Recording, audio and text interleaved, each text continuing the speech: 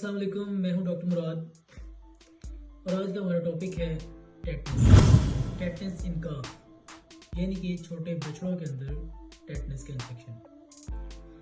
नाजरीन, एक फार्मर को एक बच्चा लेने के लिए, एक काफ लेने के लिए काफ़ी मेहनत और काफ़ी खर्चा करना पड़ता है। जी हाँ, जब एक फार्मर किसी जानवर की एआई करवाता है, आर्टिफिशियल इंसेमिनेशन करवाता है, उस पर खर्चा होता है। फिर अगर वो सेक्स सीमन से करवाए तो वो इंतहाई ज़्यादा एक्सपेंसिव है, वो भी खर्चा है।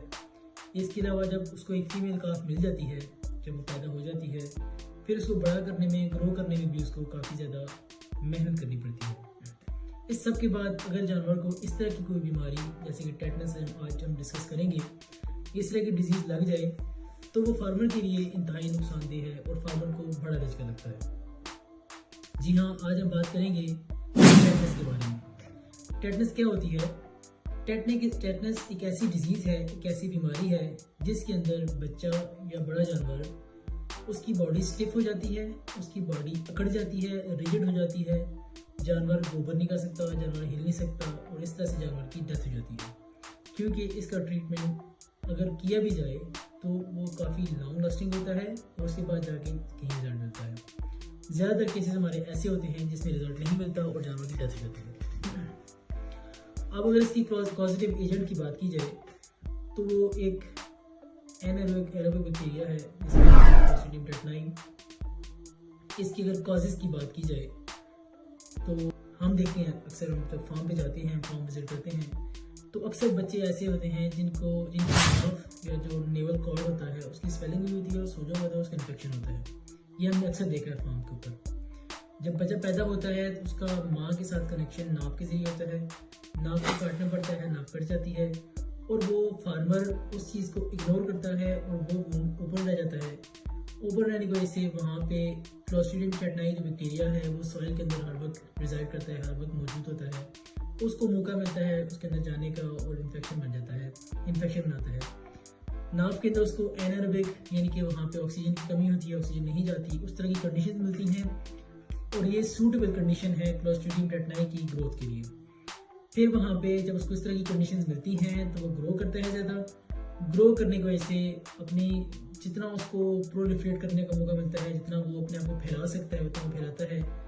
उसके फैलने की वजह से बॉडी में टॉक्सिन्स पैदा होते हैं, उन टॉक्सिन की वजह से जानवर अकड़ जाता है।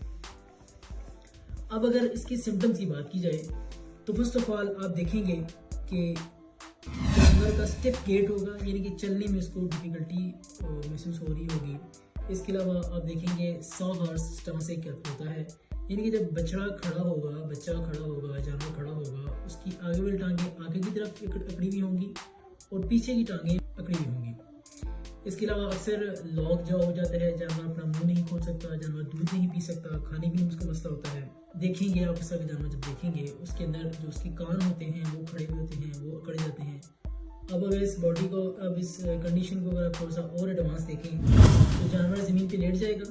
जानवर जब ज़मीन पे लेटा हुआ होगा उसकी गर्दन अकड़ी हुई होगी, आगे की तरफ टांगे अकड़ी हुई होंगी, उसकी दुम अकड़ी हुई होगी।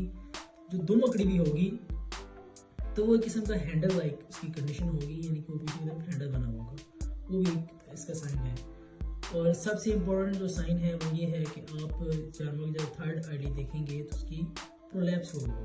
बताया है पहले भी कि ये एनारोबिक बैक्टीरिया है क्लोस्ट्रीडियम टेटनाई, तो इसके अगेंस्ट आप प्रोकेन पेनिसिलिन करें तो बहुत ज़्यादा उसके अच्छे इफेक्ट आते हैं।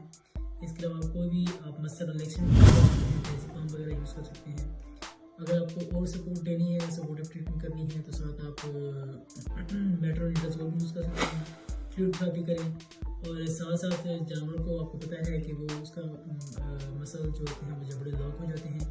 आप कोशिश करें उसको एनजी के ज़रिए, जो नेज़ोगैस्ट्रिक ट्यूब होती है उसके ज़रिए आप उसको खाना खिलाएँ, दूध पिलाएँ ताकि वो बच सके, ताकि वो सर्वाइव कर सके। अब अगर इसकी प्रिवेंशन की बात की जाए तो प्रिवेंटिव मेजर्स में आप फर्स्ट ऑफ ऑल जब आपका काफ पैदा हो तो उसके 2 से 4 वीक के अंदर अंदर आप उसकी वैक्सीन कर दें। उसका बूस्टर जो डोज है वो 4 वीक के ऊपर दें, 4 से 5 वीक के ऊपर दें और फिर वो जो डोज है वो आप एनुअली दे सकते हैं।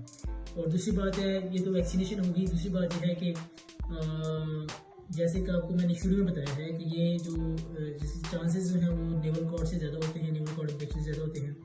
लिहाजा आपको जब बच्चा पैदा हो उसके इस तरह की आप मैनेजमेंट करें, उसको आप साफ़ सुथरी जगह पर बांधें, साफ सी जगह रखें, ठीक है। और उसकी जो नेवल कॉर्ड है वहाँ पे आयोडीन वगैरह से के मिक्सचर वगैरह लगाते रहें ताकि वहाँ पे बैक्टीरिया की ग्रोथ के चांसेस बहुत ज़्यादा कम हों। मज़ीद ऐसी मालूमात के लिए हमारी वीडियो को देखते रहें, हमारे चैनल को सब्सक्राइब करें। Thank you so much.